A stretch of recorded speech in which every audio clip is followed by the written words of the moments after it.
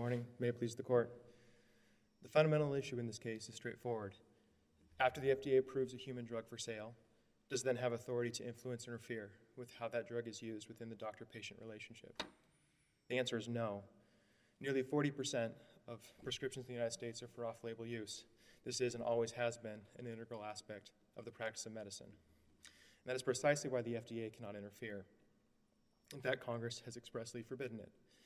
The Supreme Court in Buckman was clear that the FDA cannot intrude upon decisions that are statutorily committed to the discretion of healthcare professionals, and that 21 U.S.C. 396 prohibits anything that would even deter off-label use. That's a bright line that the FDA cannot cross. The FDA has nonetheless engaged in a years-long campaign to stop the use of ivermectin to treat COVID-19, even though that drug remains fully approved for human use. What do you do with the argument that 396 applies to legally marketed device? Whereas Solvay does mention it in the context of a drug, so that is our case, but the district court went into some length about a C site and all of this. What do you do about that? The first response is that this isn't the only court that has used Section 396 in that manner. There are at least 6 circuits and multiple district courts that have applied 396 to drugs. Would we create a circuit split if we were to say 396 does not apply to drugs? At the very least, this court would then be in tension with the 5 other circuits. Because all of the other ones have any circuits said that it's not? I have not seen any cases that say that it only applies to devices and has no implications. Okay, do you have any comment on the merits of it, apart from what other people have said? At the very least, even if this court were to decide that 396 does not apply to devices, it at least reflects an understanding by the courts that nothing in that the same principle applies to drugs. What's your best argument that 396 does apply to drugs? The best argument we have is that that's how courts have been uniformly interpreting it. When Congress was presented with this issue and when they passed the bill, that was the understanding for Congress. That's been the understanding of the FDCA and of the authority of the FDA for over 100 years. So looking at history, looking at history itself, looking at the text of the statute, that nothing in it provides authority for the FDA to interfere with drug use. Off-label, every single one of these factors points in the same direction. What is, if for some reason we were to determine, and I'm not foreshadowing, that 396 only applies to medical devices, how do you win otherwise? The FDCA still does not give the FDA authority to interfere with drug use. The FDA can approve drugs for use in the United States, to interfere with off-label prescriptions. The FDA can approve drugs for use in the United States, but nothing in its organic statute, nothing that Congress has passed authorizes the agency to give medical advice. Nothing authorizes it to give recommendations or advice about how those drugs are to be used in the doctor-patient relationship. So even without 396, you think would be a prohibition, but even if the prohibition doesn't apply, there's no allowance by Congress. That is correct. Oh, that's okay. That is correct. Agencies are creatures of Congress. They cannot act unless authorized, and there is nothing here that authorizes the agency to take the actions that it did. How does the recent Alliance case that you cited in your, how does that affect the doctor's standing to bring suit against the FDA? The procurement opinion that was recently issued by the court. In that case, yes, the panel in that case recognized that that the actions by the agency can have implications for doctors and can burden their practice of medicine, even when the agency is not directly regulating the doctors themselves. And so by interfering with the practice of medicine or authorizing actions elsewhere, that might in turn inhibit the doctor's ability to practice. It might cause increased stress on their practices. It causes an influx of patients. It causes difficulty dealing with their patients. It stands for the proposition that the FDA, even though not directly trying to regulate the doctors, can nonetheless harm them in ways that provide for their standing. So the doctors would have standing? Yes, that is correct. So the district court did not address standing and instead only opined on sovereign immunity. Assuming arguendo that you were able to overcome the sovereign immunity here, should we remand to the district court and to let the district court consider the standing issues in the first instance? We think the standing in this case is pretty straightforward and is very clear, in which case this court can just resolve that issue so the case can proceed. If this court does have any doubts about standing, particularly that would require applying some sort of weighing, that would require weighing facts, that would require construing facts, then the case should be remanded to the district court to resolve that issue. Are standalone ultravirus claims available? The DC Circuit has said that they are not unless there's no alternative procedure for review of a statutory claim. In its case, Changi versus Raimondo. Do we differ from the DC Circuit in that regard, and does it matter for this case?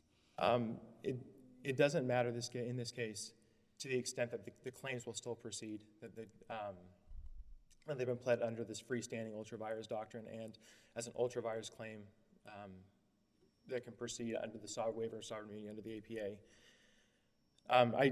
I apologize. It's the court asking about the waiver of sovereign immunity for ultravirus or something different?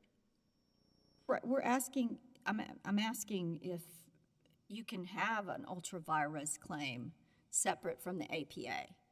Is the freestanding ultravirus claim available in this case or in any other case? Ultravirus claims are still available under Section 1331 in the court's general jurisdiction over federal claims. They're regularly recognized. As far as the waiver of sovereign immunity goes, that has been an exception, or sorry, not waiver, the exception of sovereign immunity. That has been an exception for over 100 years. The DC Circuit, to the extent they've expressed doubt that that's a separate waiver of sovereign immunity, the Fourth Circuit and the Sixth Circuit recently, within the last 2 years, have both reaffirmed that exception of sovereign immunity still exists. This court has never taken the position that exception of sovereign immunity does not exist, and so it would be consistent with this court's precedent to continue to apply it. The government drops in a footnote that might not be the case, that argument hasn't been raised by the government, we don't believe the court should be asserting sovereign immunity in a manner that hasn't been asserted by the government itself. Where do you think the district court erred?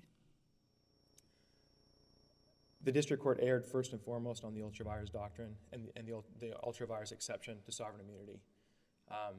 For over 100 years, there's been a clear line that the FDA cannot give medical advice, but in this case, it played doctor and did so anyway. By its own admissions and its briefs, it made recommendations, it gave advice. If you look at the Judge Rottenham opinion from the DC Circuit, the DC Circuit was pretty explicit that sort of behavior, that those recommendations are at the heart of the practice of medicine. This is something the FDA has never been able to do, and it's a bright line. So you think it's just this particular type of advice? If the FDA were to give dating advice or something on its website or on Twitter or something, would you be able to bring an ultravirus claim? Or is it only when it's in the wheelhouse of providing medical advice? If the FDA were giving dating advice on its website, then that too would be ultravirus. You would have a separate issue of standing, an injury that would need to be overcome. The more important observation, though, is that in this particular case, the FDA was overstepping its bounds in an area that was adjacent to where it exercised a significant federal authority. So people think it has the power. Yes, the FDA was. That was very apparent from all the cases that people cited. The FDA said, "Don't do this." That was the first citation that every single one of those cases gave as to why they weren't going to approve ivermectin use in hospitals. Yes, that's correct. Okay, what about, are you saying this applies to any agency, or are you just saying it applies to this agency? You know, what if the Park Service gives Smokey the Bear advice about not starting forest fires? Is that ultravirus? What is the line for what is ultravirus speech? You said the dating advice would be by this agency, but there might be a standing problem. Mm-hmm. What government agencies do speak about all sorts of things. Can you articulate a line as to when it's actionable. I guess I should qualify my response to the dating advice question. Perhaps the FDA has some statutory authority I don't know about that would allow dating advice. Each of these individual questions, though, are going to be dependent upon the agency that is taking these actions and the statutory authorization they have for them.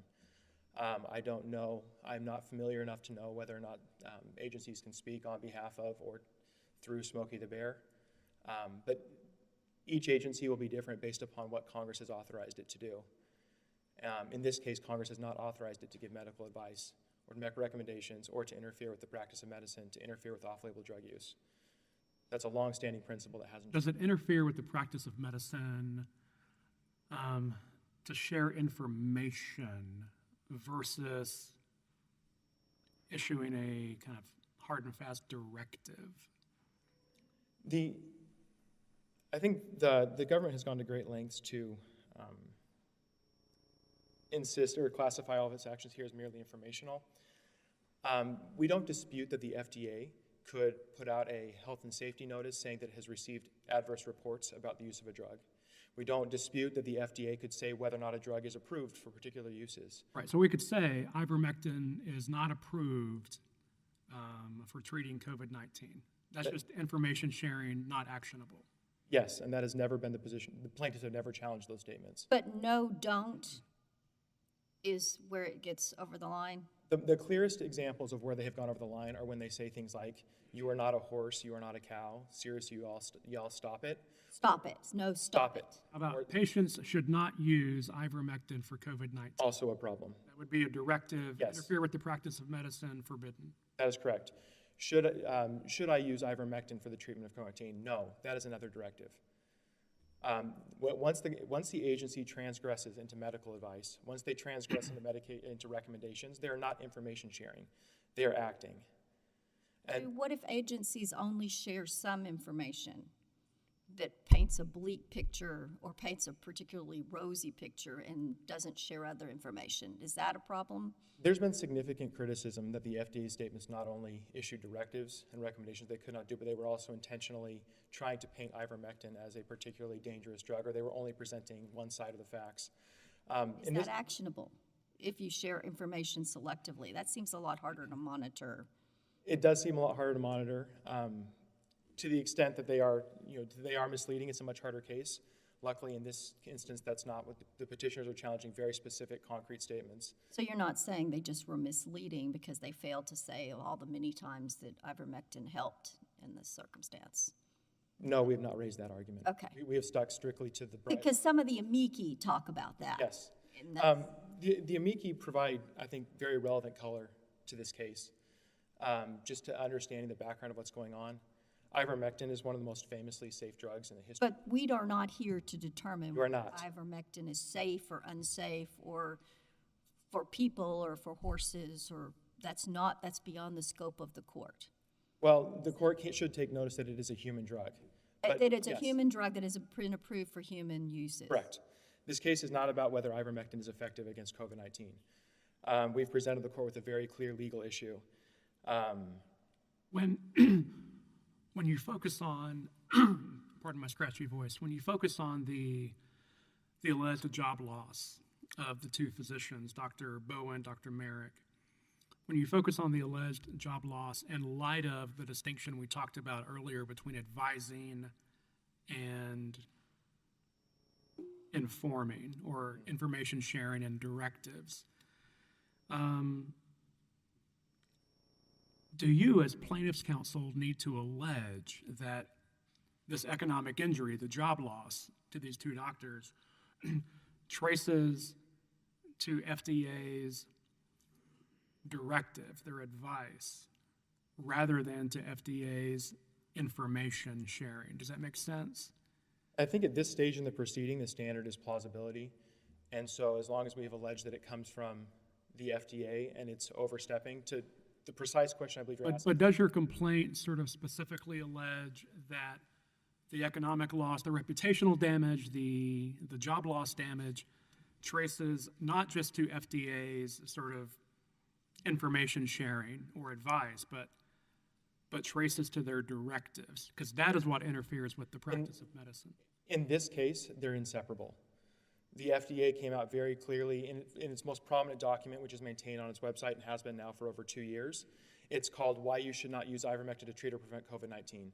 So to the extent there is some question about whether or not this was the information sharing versus the advice or recommendations of the agency, I think in this case that's indistinguishable because the agency has gone to such great lengths to make sure that it was pushing its medical advice, or that it was pushing its perception of how the drugs should be used, that it was job owning. So if that was a concern that your pleading was perhaps vague on that point, and I'm not saying that it was, you would be readily able to amend to say it was a directive, not why you should not use. If there was a concern that your pleading was vague. If there's a concern, we could amend the pleadings, or we could. And I'm not saying there is. Also, the doctors in this case have suffered numerous injuries. We were explaining to the court how we had ended up in the situation of filing this lawsuit. But do you think it's but-for causation? So I think it's but for that they were removed from their positions. Because of the directive of the FDA? The plaintiffs in this case absolutely believe that. Was it a directive or a recommendation? In this case, I think it's indistinguishable. But some of the issues coming out of the FDA were directives. Some of them were recommendations. The harm significantly accrued to the appellants in this case, the doctors, after the Twitter campaign, and after the Facebook, Instagram, social media blitz that the FDA engaged in. There are no Thank you. further You questions. saved time for rebuttal. Thank you.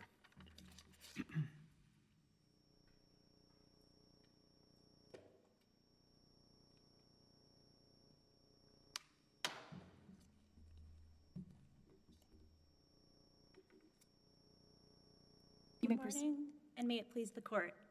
Ashley Honold for the United States. This case is about informational statements made by the U.S. Food and Drug Administration to inform consumers about the dangers of using certain drugs. FDA made these statements in response to multiple reports of consumers being hospitalized after self-medicating with ivermectin intended for horses, which is available for purchase over the counter without the need for a prescription. FDA did not purport to require anyone to do anything or to prohibit anyone from doing What about when it said, no, stop it? Why isn't that a command? That seems to me, if you were in English class, they would say that was a command, stop it. That is different than we're providing helpful information. Your Honor, the language that the FDA used in these tweets were merely quips, and I don't think that these quips changed the substance of FDA's statements. As plaintiffs can see, Is that a command? Stop it? the tweets about the horse ivermectin were intended to advise consumers that they should not use ivermectin intended for animals and that this could be unsafe. I'm sorry, can you answer the question, please? Is that a command? Stop it. Your Honor, in some contexts, those words could be construed as a command, but in this context, where FDA was simply using these words in the context of a quippy tweet meant to share its informational article, those statements do not rise to the level of a command. Plaintiffs concede that it was proper for FDA to identify what ivermectin is FDA authorized for. It's FDA approved for certain conditions like skin conditions or parasites, and it's not FDA approved for treating COVID. What Plaintiffs have other no- drugs does the FDA provide information on that says that it's not approved for other uses? Sure. FDA makes these kinds of statements all the time, and I'm happy to give the court a few examples. Please do. So for example, FDA can warn the public that drugs like opioids are highly addictive and can be dangerous. Although there are FDA authorized uses for opioids, there are also dangerous uses, and FDA has to be able to tell the public in its scientific view that some uses are dangerous. Does it have a scientific view? Has it been through any type of scientific testing or notice and comment or any sort of doctor review at the FDA that would be a basis for these comments? Yes, Your Honor, the FDA does have a scientific view. It's charged by Congress with ensuring that medical drugs are safe and effective, and FDA did conduct, I think, scientific analysis as to ivermectin, but there's What did it do about ivermectin before issuing these types of informational warnings? Your Honor, I don't think there's anything in the record that specifically tracks FDA's process, but for FDA to share information with the public that in its scientific view, there are dangers with using certain drugs, as evidenced by multiple reports of consumers being hospitalized after self-medicating with ivermectin intended for horses. Does the FDA have any authority, any legal authority, to regulate off-label uses of prescription drugs, which is what this would be? What gives them that authority? Your Honor, FDA has multiple overlapping sources of authority that I'm happy to walk through. That gives FDA authority to convey information to the public, but here FDA was not regulating the off-label use of drugs. These statements are not regulations. They have no legal consequences. They don't prohibit doctors from prescribing ivermectin to treat COVID or for any other purpose. Quite to the contrary, there are 3 instances I'd like to point the court to in the record that show that FDA explicitly recognizes that doctors do have the authority to prescribe ivermectin to treat COVID. What is the answer to Judge Clement's question? What authority do they have to either recommend or not recommend off-label uses? To say that they weren't doing that is not the answer. There are multiple sources of authority for FDA's statements here. So FDA is charged by Congress with protecting the public health and ensuring that regulated medical products are safe and effective. This is in So it can say, give recommendations about off-label use because it's charged by Congress with health? Yes, Your Honor, FDA has inherent authority to further its mission by communicating information to the public about safe uses of drugs. And just to share another example, last fall there was a TikTok challenge that encouraged consumers to cook their chicken in NyQuil, in a cough syrup. And FDA put out statements saying, this is not an FDA authorized use of the drug, this is an off-label use and it's not safe. FDA has to be able to make these kinds of statements, these kinds of public safety statements. And under plaintiff's theory, FDA would not be able to communicate to the public in this way. Is the FDA ever responsible for making these public statements? Can they, if they make statements that are false or grossly misleading or wrong, can they ever be held responsible? Or are they allowed to make statements, whatever statements they want, without any oversight or ability to come against the FDA? Are they immunized for all of their statements? The FDA is not immunized. Well, I thought that we're here for sovereign immunity. So, can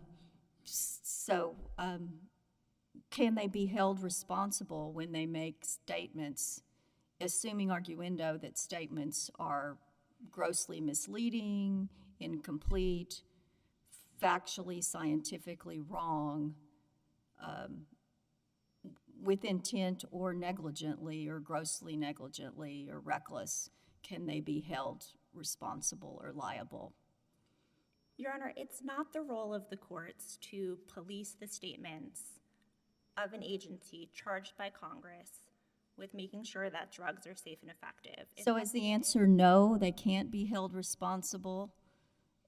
What is the answer to the question, please? Can they be held responsible if they make grossly incorrect statements, either due to negligence, recklessness, intentional behavior,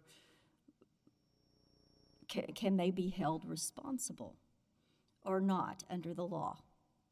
I'm not asking what's morally right or good. I'm asking, what does the law say?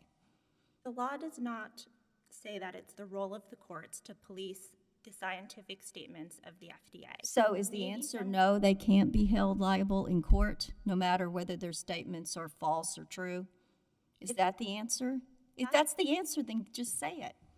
Your Honor, that's the answer if the statements are merely communicating information to the public. So no matter what the information is, and no matter whether it's false or it leads to even deaths, and I'm not saying this case is that, I'm saying hypothetically, they cannot be held liable for if they're giving information out.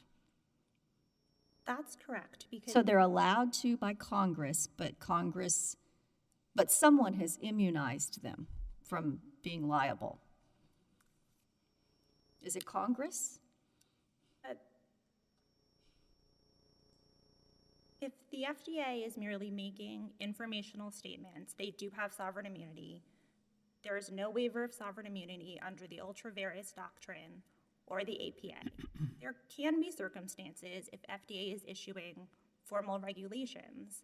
These regulations may be challenged under the APA, but that's a different circumstance than what we have here.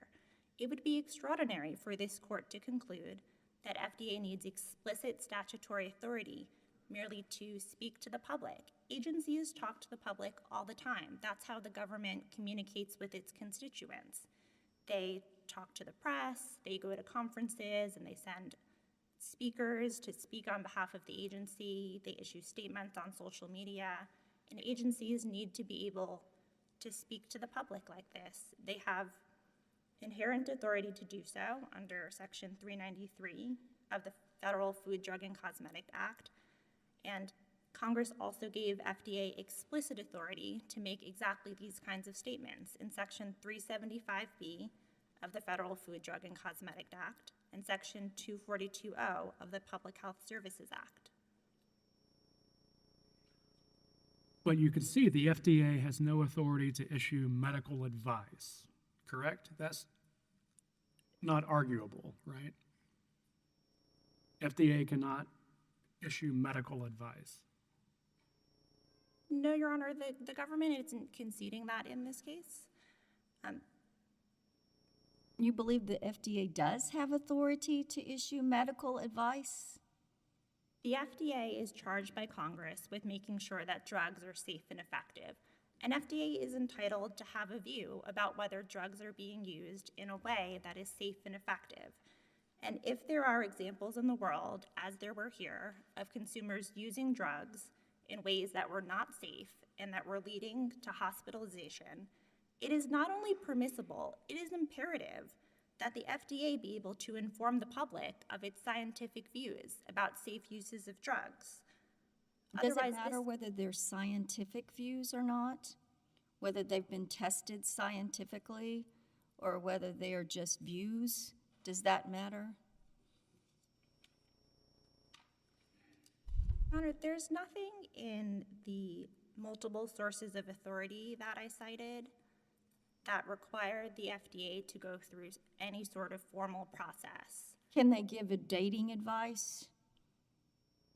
Or only advice about drugs?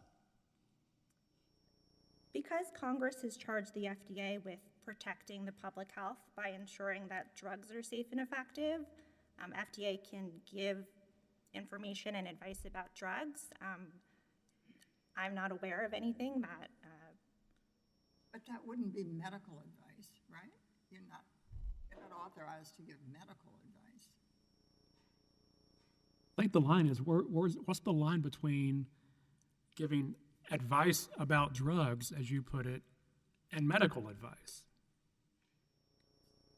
So I think it would be helpful to look at the statutory text of Section 393, if that's what Your Honor is asking about.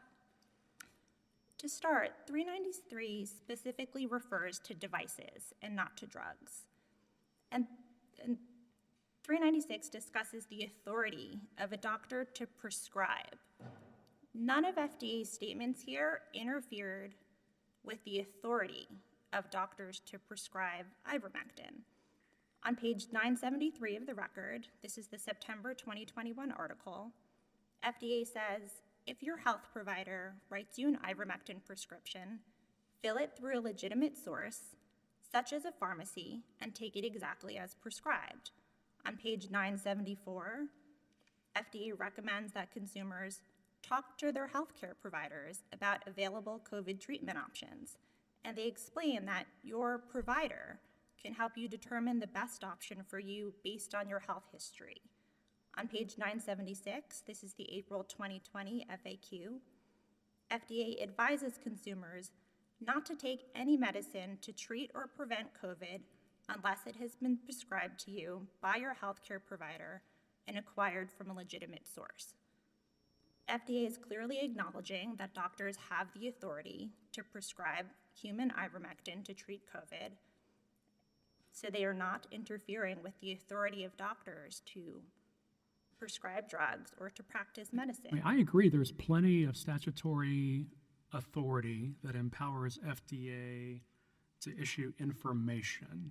I don't think there's any question about that. The question is there any colorable authority that authorizes FDA to issue recommendations, to provide medical advice beyond information sharing?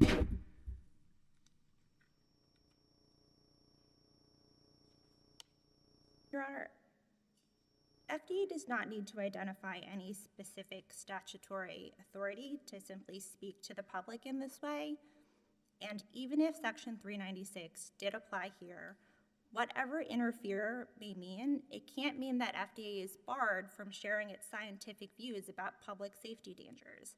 Under plaintiff's theory, FDA would not be able to advise the public that opioids can be highly addictive and dangerous. It would not be able to advise the public that they should not cook their chicken in NyQuil because this is not a safe use of a cough syrup. As another example, FDA has issued a statement explaining that lidocaine, a numbing agent, should not be used off-label for teething babies because this can cause seizures and deaths in babies. And FDA advised that this was not a safe off-label use of this drug that it regulates. But when you say, should I take ivermectin to prevent or treat COVID-19, answer no. And it doesn't have all those caveats about the prescription and what all of that, because they don't always have the attachments. Well, the next sentence in that statement says, no, you should not take any drugs unless they've been prescribed to you by your doctor. And just to take a step back, this court has explained in Danos versus Jones that even assuming the ultra-various exception to sovereign immunity is still viable, there is a very high bar for invoking this exception. Plaintiffs must show that the agency was acting without any authority whatsoever or without any colorable basis for authority. And given plaintiffs' concessions about what proper for FDA to say about the informational statements about what ivermectin is FDA approved for, what it's not FDA approved for, and that it's appropriate for FDA to notify the public about consumers getting sick, this is far from meeting the very demanding standard for the ultra-various exception. The fact that we're even talking about specific statutory authority for FDA to make these statements show that, of course, FDA did have a colorable basis for its authority. I have two questions. The first one is, if we were to determine that the district court erred regarding sovereign immunity, should we remand the district court in the first instance to deal with standing, or should we address standing? That's the first question. You can go ahead, and I'll ask the second one in a second. Your Honor, standing is a legal question that this court can address in the first instance, so there is no requirement that the court remand to the district court, but of course the court could remand to the district court if it preferred. The opposing counsel cited the Alliance case regarding standing. Do you have any anything to add on that? Yes, Your Honor. As we explained in our 28J letter, the Alliance decision, well, first of all, it's non-precedential. It was overridden by a Supreme Court stay, but even on its own It's terms, what? it was overridden by a Supreme Court stay, and it's non-precedential. Overridden by a Supreme, okay, thank you. And even, I didn't, I'm sorry, I just didn't understand what you were saying, so I got it. and even on its own terms, the reasoning of that decision does not support standing here. The Alliance panel concluded that the plaintiff doctors had standing on the grounds that FDA's actions caused those plaintiff doctors to treat certain patients in ways that resulted in harm to the doctors. But here, plaintiffs have not alleged that FDA's statements forced them to provide medical care in ways that harmed them. In Well- fact, the allegations in the Okay, so you think that they didn't allege that the FDA statements caused them a problem? No, plaintiffs have not alleged that FDA statements forced them to provide medical care in a way that harmed the doctors. The allegations in the complaint. You don't disagree that Dr. Bowen suffered reputational injury, No, we don't. or that Dr. Bowen and Dr. Malik suffered economic injury from losing their jobs. You don't dispute the fact of their injuries, do you?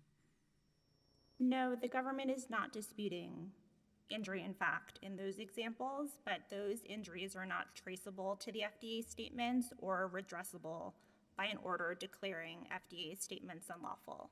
Even if this court concluded that the parts of the statements that said stop it or should or no were unlawful, the remaining parts of the statements that merely provide information would still be available, and plaintiffs have not shown that it's likely that these third parties would rescind their actions that harmed plaintiffs.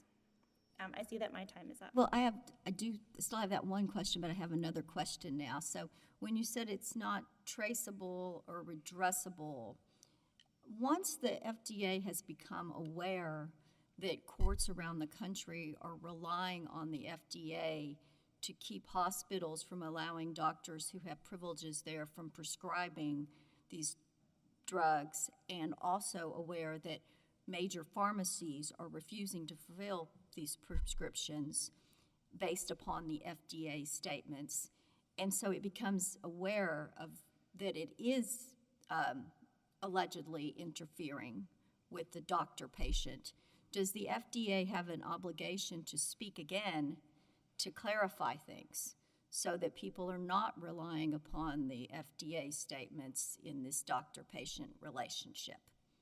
That's one question. No, Your Honor, those pharmacies and those hospitals are sophisticated, independent third parties who are not controlled by the FDA. But the courts are saying the FDA is why we're not going to order the hospital to let the doctor give the prescription. I'm not sure which court decisions. There's 5 or 6 of them, and it sometimes cites other health groups as well as the FDA. It's not just the FDA, it's a whole, but the FDA is prominently featured, usually first in these opinions. They're cited at length in the briefing. But that's okay. If you don't know, then we'll just move on to the last question I have. Go ahead. If I may respond. Sure. As Your Honor noted, there are many other scientific organizations who have made these statements about ivermectin in addition to the FDA. And I'd like to point the court to page 1149 of the record on appeal. So one of the plaintiffs, Dr. Merrick, alleges that he was forced to resign from his position at Centaura Norfolk General Hospital for promoting ivermectin as well as other drugs. But the statements from Centaura telling its hospitals to stop prescribing ivermectin, they cite statements from these other scientific organizations in addition to the FDA. And because all of these statements are available, plaintiffs have not shown that the injuries caused by third parties are traceable to the FDA or redressable by an order declaring these FDA statements unlawful because Well, there isn't were that so- beyond the scope of 12B? And that you can argue that at summary judgment? And then they can argue that maybe you're all talking together and it's hard to, and maybe it is a traceability problem, though. No, Your Honor, this is not a merits question that should be saved for summary judgment. Standing is clearly jurisdictional, and it is clearly something that needs to be established for plaintiffs to make it past the 12B motion to dismiss stage. And plaintiffs have to allege facts that establish not only that it's possible that their injuries would be redressed by the order they're seeking, they have to establish that it's likely, and they haven't met their burden to do so here. Okay, my last question, which was from earlier. If you're correct and courts do not have any role to play as long as the FDA is speaking informationally, then who or what would prevent or would correct if the agencies are giving out false information? And I'm not saying that there's false information here. Is that if you believe that the courts just are not well suited to it, or that the ultravirus doctrine doesn't give it, then who does? Your Honor, the FDA is politically accountable, just like all other executive agencies, and the government has to be able to speak to its constituents by conveying information in this way. And How they will is be it held politically accountable through the accountable? They will be held accountable through the political process.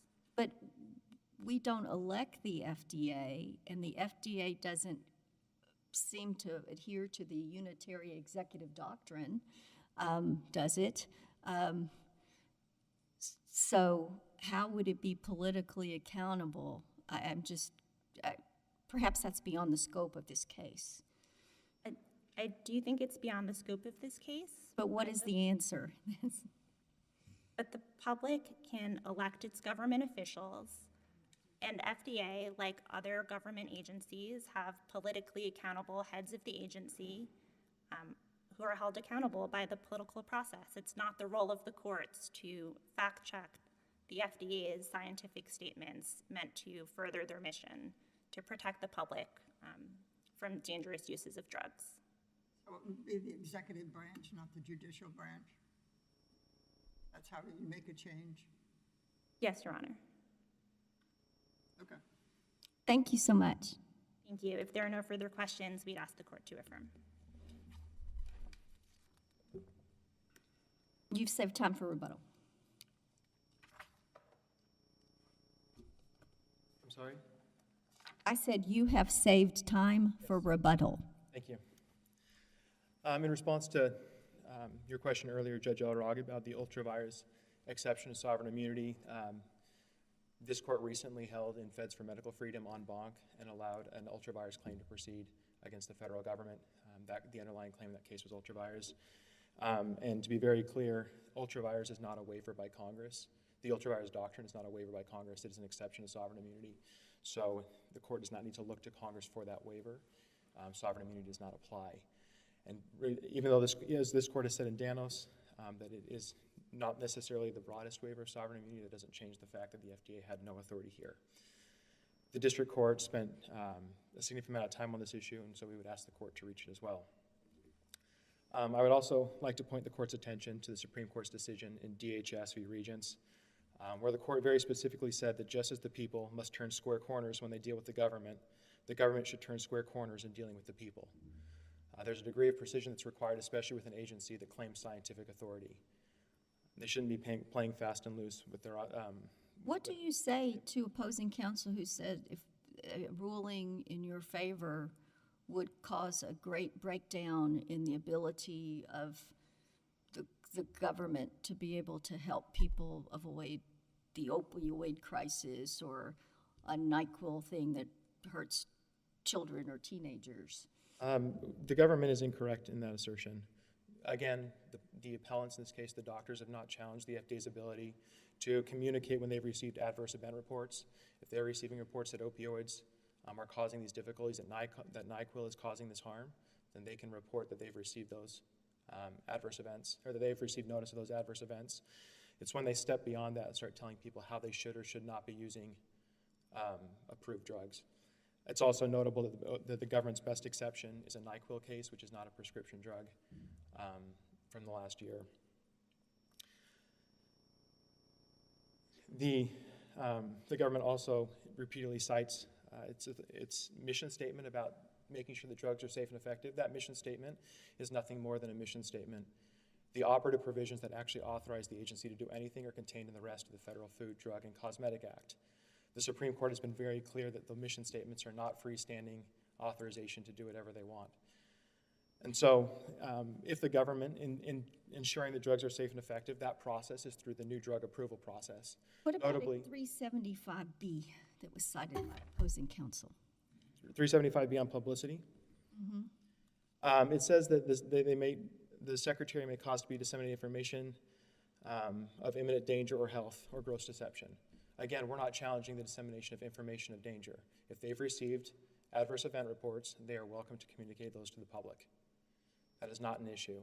So they could publicize every single day if they had them, adverse event reports with this particular drug, if they had them. That's assuming argument. I'm not disparaging or affirming the drug. As far as and that would be okay, and that's not what you're... There may be additional legal issues with something like that, but as far as this case is concerned, that's not what we are challenging.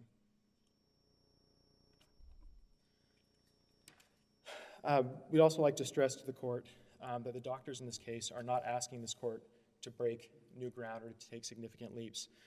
This court in Aveilles and the Supreme Court in FTC versus Standard Oil talk about how pretty much anything an agency does is going to be agency action. That triggers the waiver of sovereign immunity in the APA. In Writers Guild, this court recognized that an agency, by raised eyebrows or by job owning, can exercise agency action and to influence the public.